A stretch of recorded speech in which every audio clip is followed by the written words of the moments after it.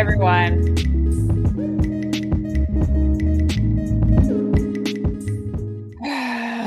Okay, good morning, everybody. It's ECM. It's Friday, December 8th, 2023. Quite the last 24 hours. Ongoing news, breaking stuff. As always, I am coming to you from occupied Tongva territory here in Southern California. Today, I am wearing a brown sweater. I have a white t-shirt on underneath, and my hair is pulled back. I'm like cozy this morning because it's really freezing cold here. And my hair is pulled back. I have in my thin gold hoop earrings, and I am, as always, a pink-skinned, green-eyed, dirty blonde-haired woman. I'm sitting in my office in front of a plant. Okay, so we've been talking about this Texas abortion case for 4 consecutive broadcasts now. And I shared good news yesterday morning about the fact that a judge in Texas had granted this particular plaintiff an abortion and made her doctors free from prosecution because it was a life-saving measure. And immediately after that, Ken Paxton, the recently exonerated from impeachment Attorney General of Texas, wrote a letter to the hospital system advising them that if they performed an abortion on this plaintiff, he was intending to prosecute them and put them in jail for the rest of their lives. It's very emblematic of where we are right now. And I just have to say that Ken Paxton, of all people, who is perhaps among the most corrupt politicians in American history, doing this was enraging. And I have to remind everyone that, you know, this woman is pregnant with a fetus that will never survive outside the womb. There is a threat that if the pregnancy continues, she will lose her uterus or die. And she is in constant pain. And it's just among the most revolting things that I have ever seen. Like, I'm not alone in my just extreme outrage about all of this, but we're in a place right now where this is kind of standard procedure in a lot of these states, and we'll have to see how this plays out. I do not think there is going to be any stopping this, given that the judge has already said that the doctors will not be prosecuted, that an exception has been granted. But that doesn't mean Ken Paxton's not going to try. And, you know, it's enough to just make one lose one's shit, you know, for lack of a better way of putting it. And I just have to say that it's not the only place that this kind of thing is happening. This morning, we got news that the ACLU has now initiated a class action suit in Kentucky on behalf of a woman who is 8 weeks pregnant, who is seeking an abortion. And that case will probably be heard on an emergency basis going forward. But the fact that we're in a place where in many states in this country now, when you are in a life or death situation, or you just simply don't want to be pregnant, you now have to go before a judge to plead your case. And I'm so angry about it. I mean, I don't really have the words for it. I think the other thing that's really clear here is that Ken Paxton doesn't care if this woman lives or dies. He doesn't care if she loses her ability to bear another child. She already has 2. And his willingness to, you know, orphan her children, prevent her from having more, which she would like to do, and potentially kill her, is what he's doing. So it's not an understatement to say that he wants this woman dead, that he doesn't really care whether or not she lives or dies. And, you know, we can all talk for endless hours about the hypocrisy of the term pro-life. But at this point, you know, if you needed more fuel for all the reasons why we have to work everywhere, including in Texas, you know, and I just have to say, somebody said to me last night on Threads that people should just move out of Texas. You know, look, I have 2 staff members in Texas. There are people who live in Texas who cannot afford to move. There are people who live in Texas who desperately would like to leave the state but can't. And also, I have to remind everyone that Texas is insanely voter suppressed. You know, we're not in a situation where I think the vast majority of Texans want this. And indeed, most of them are outraged by the actions of Governor Abbott and Ken Paxton. And so this is a circumstance in which, you know, the freedom over the bodies of anyone who can become pregnant has vanished in that state and in many states in this country, and lives are on the line. And so I just want to encourage everyone to remember this as you seek to get out the vote in 2024. Do not neglect your local elections ever. And please keep in mind that this is what they want nationwide in the event that Trump is reelected or another Republican is elected, including people like Nikki Haley. And that if they succeed in keeping the House and they take back the Senate, it's game over. So, it's very, very important at this point that that we keep our eyes on the reality of what is happening. Okay, Hunter Biden was indicted yesterday in the Central District of California, which happens to be my federal district. This is by the DOJ. This is a very strange case. It is a tax fraud case that is alleging that he failed to pay taxes for a certain number of years. What's particularly bizarre about it is that years ago now, he paid up all the overdue taxes as well as the fines and fees that the IRS levied against him as a result of this.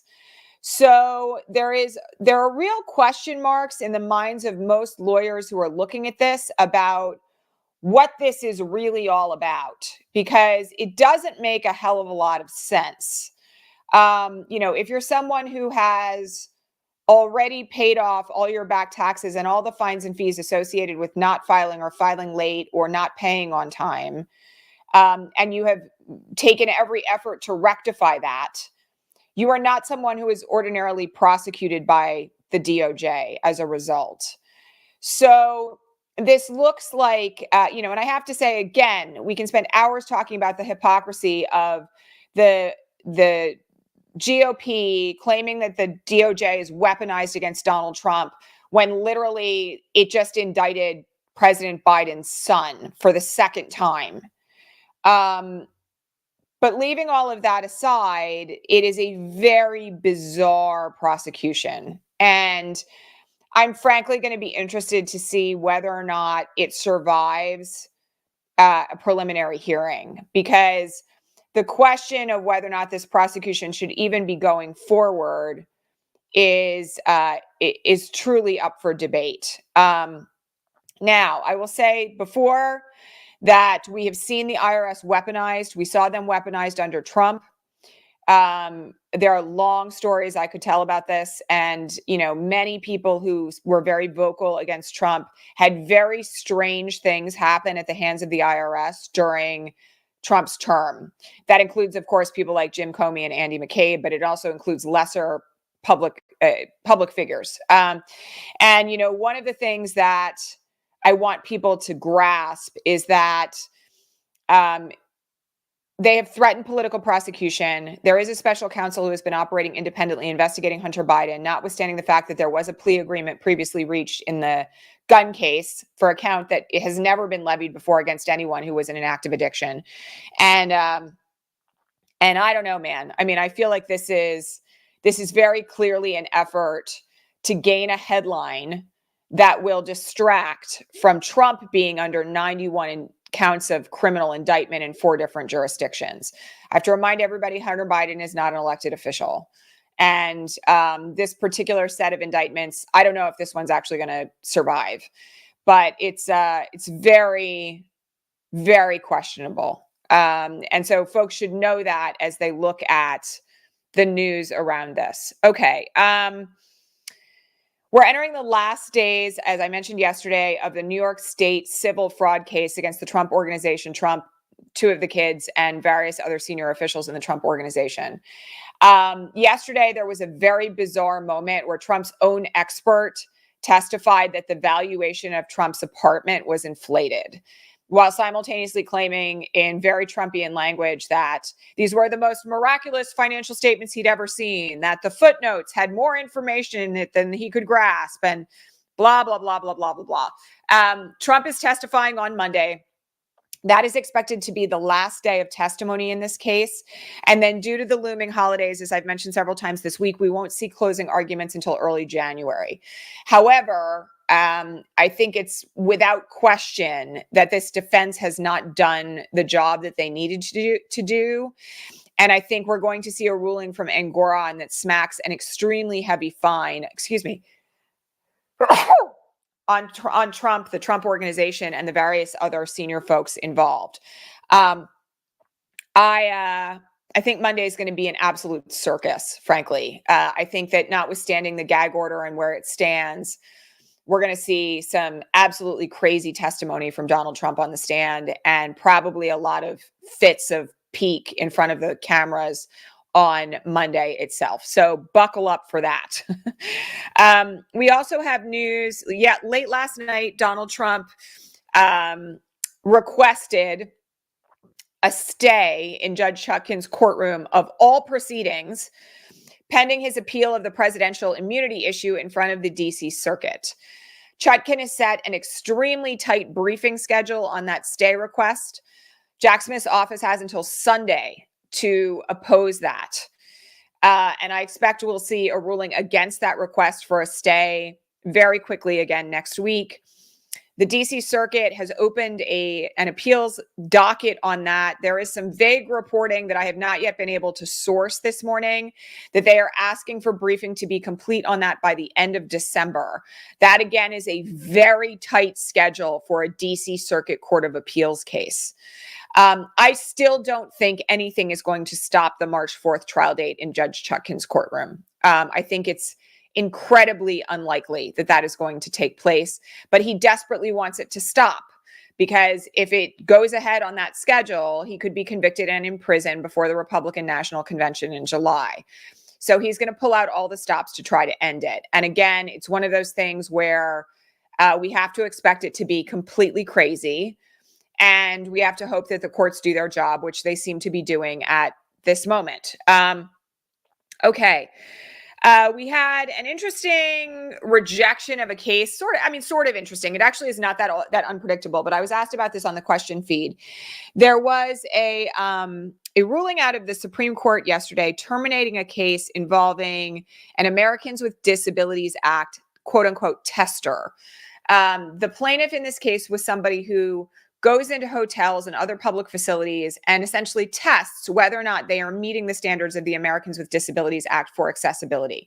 Now, the problem here with this is that this woman has filed apparently 600 other lawsuits against hotels, public facilities, government buildings, alleging that they have failed to meet the requirements of the Americans with Disabilities Act. And this sort of serial plaintiff type of litigation is very disfavored by the courts.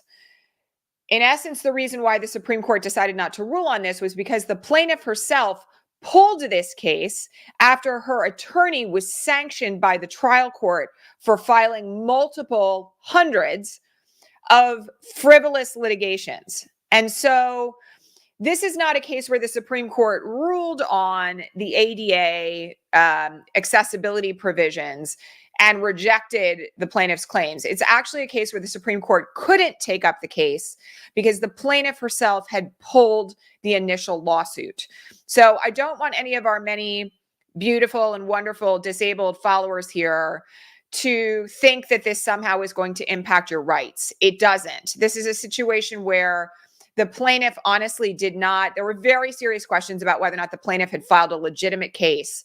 And second of all, whether or not the plaintiff actually was more of a serial plaintiff for reasons that were not legitimate. So I do not want anybody worrying about this. It does not adversely impact your rights under the ADA.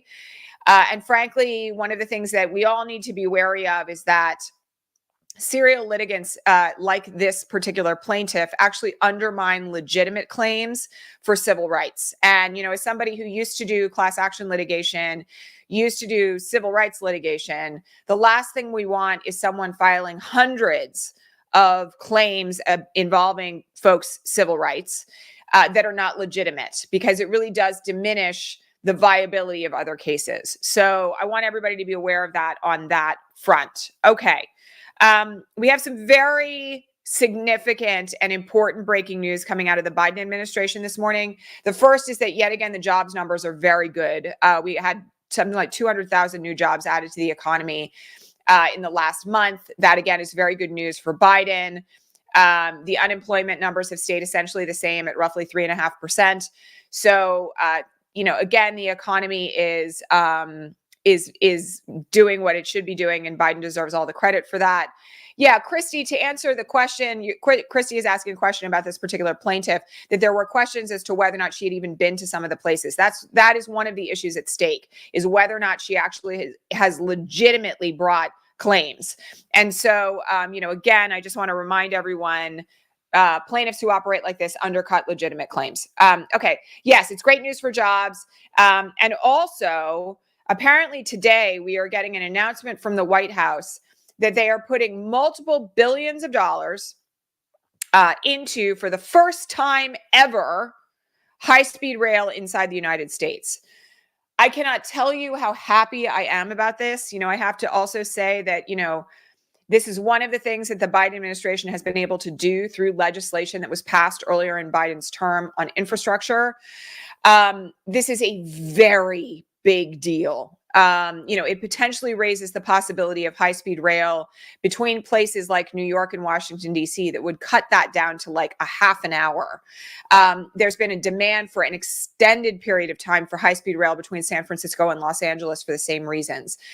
This is a very significant and important issue, not just for the lives of Americans who are traveling and commute, but also for the environment.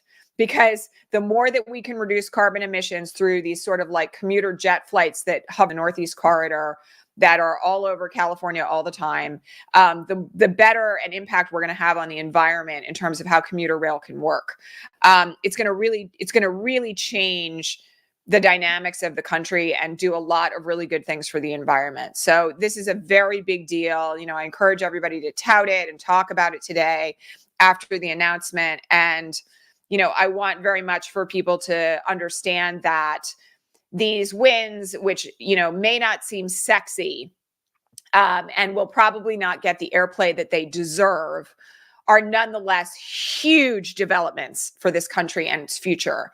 And, I have to say, as someone who, no joke, 33 years ago, was riding the TGV between Paris and Tours, France, when I was living in France every weekend,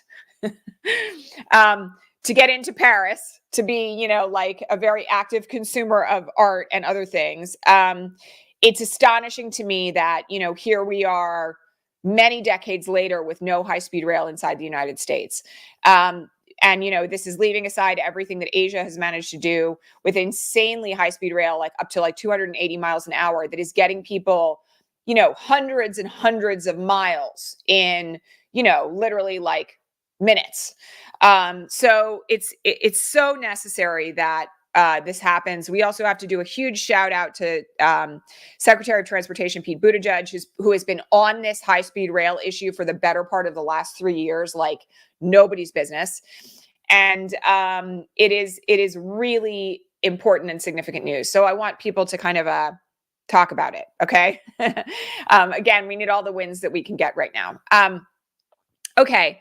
I was asked a whole series of questions right now on the Patreon feed this morning about what Biden is doing in relation to Israel and Gaza.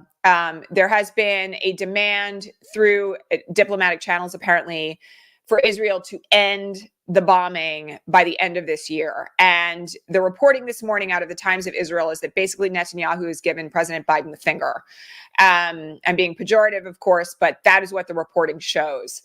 I want people to understand that, again, the diplomatic efforts that are underway to try to end the bombing in Gaza are extremely significant and ongoing 24/7.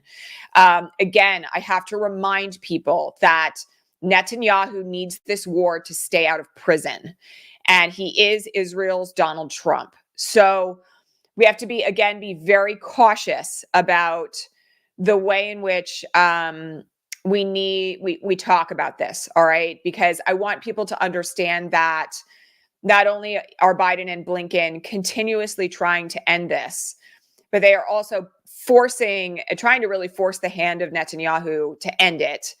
And also, I just need to remind everyone that one of the reasons why the prior ceasefire came to an end was because Hamas has refused to release women who are believed to have been mass raped by Hamas terrorists. And apparently what is being said about that is that that may be ongoing. So this is, again, a very continuous, nuanced set of circumstances. And the biggest takeaway that I want people to understand here, as I've said from the beginning, is that the diplomatic efforts that are underway are ongoing. They are constant.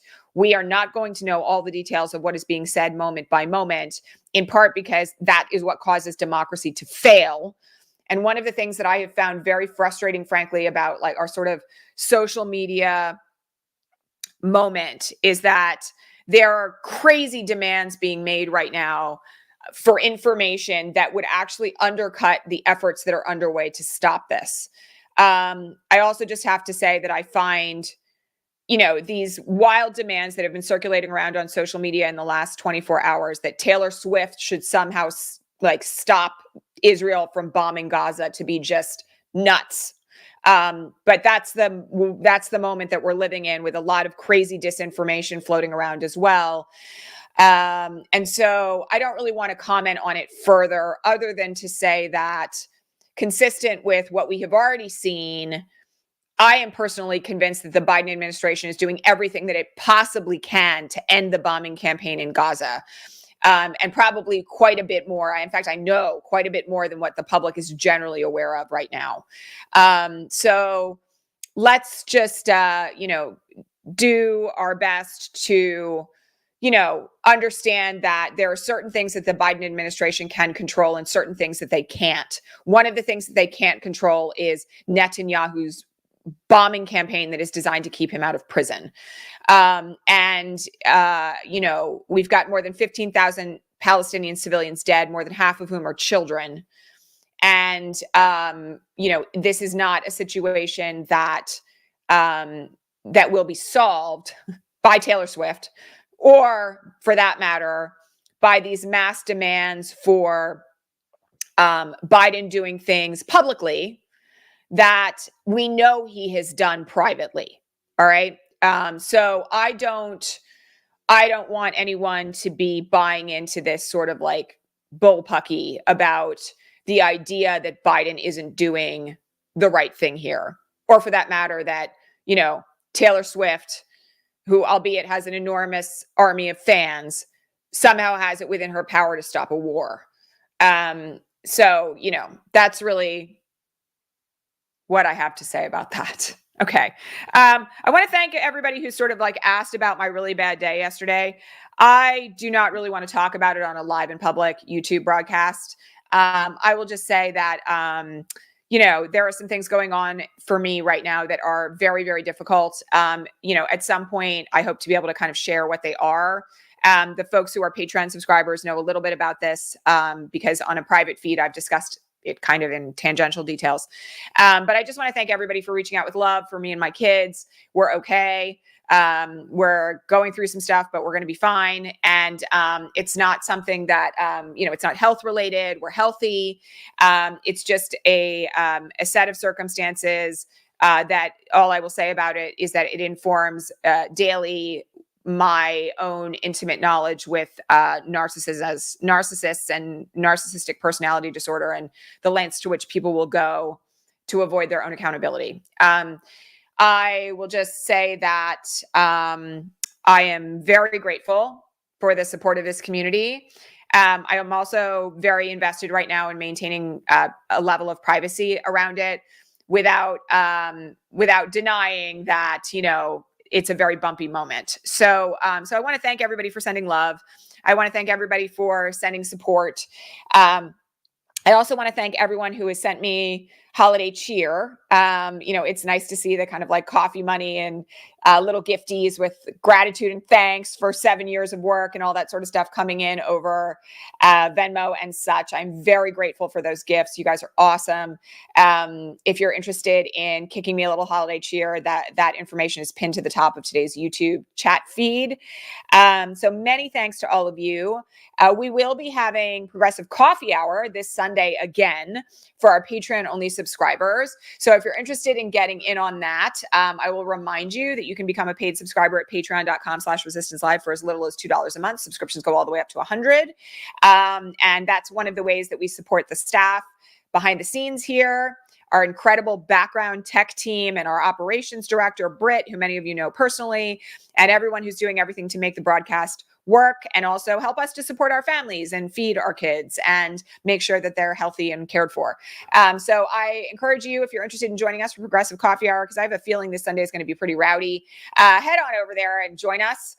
We would love to see you. It's always fun, and it's a great community discussion about not just current events, but all sorts of other things. And then as for Monday's broadcast, because I did flag something about this, one of the things, unfortunately, that this situation that we're going through requires is that Monday's broadcast is going to be late. I think at this point, barring unforeseen circumstances, the broadcast will probably be sometime around 10 or 11 a.m. Pacific, so 1 or 2 p.m. Eastern. I will post on Monday morning on the Patreon feed the time that the broadcast is likely to be. And I will just ask you guys to be understanding and patient if intervening circumstances prevent me from being able to go live at the promised time. Although my hope is that the things that I'm having to take care of will be over by then. I will let you all know on Monday morning on the Patreon feed what is up with that. I will also endeavor to post here on YouTube in our community area. By the way, for those of you who don't know, if you go to my YouTube page and you click on community, I post announcements there on a regular basis. And so I will let everybody know on Monday, one way or another, what time the broadcast will be, or whether we will actually even be having one. I know it's the day that Trump is testifying, and so I'm going to endeavor to be live at some point that day. Might actually serve us better to be live later in the day because Trump's testimony is probably not going to take the whole day. But anyway, stay tuned for that. And much gratitude to all of you for your ongoing support. The other thing I just wanted to mention here very briefly is that we are launching our brand new program, Mobilize 2024, possibly later on today, but maybe Monday or Tuesday. And again, I'm going to remind you all, this is our incredible mobilization training program for the 2024 election. We have special guests like Malcolm Kenyatta, Leah Greenberg, the co-founder of Indivisible. We have Santiago Meyer and Victor Shi as guest instructors in that. We have an incredible Travis Akers who's going to be joining us. We have invitations out to all sorts of other incredible activists and organizers and candidates who you may know and love. And so I very much encourage you to get in on that. And I just think you're all going to really love and need it. So stay tuned for an announcement about that in very short order. All right. And I really do hope you'll join us. I think it's going to be not to toot my own horn, but I think it's going to be one of the most important programs we've ever run. And the people who have stepped up to be a part of it on the teaching side of it and the interview side of it are among the most important political influencers of our time. And they're going to be here to teach all of you everything that you need to know. All right, my friends, I love you all very much. I'm so grateful for your continued support and viewership. And I will catch you all here sometime on Monday, hopefully. Progressive Coffee Hour, if you're a Patreon subscriber. Highly encourage you to get on over there and get in if you have not yet already. All right, thank you all so much. And have a great weekend. Try to get some rest. All right, bye.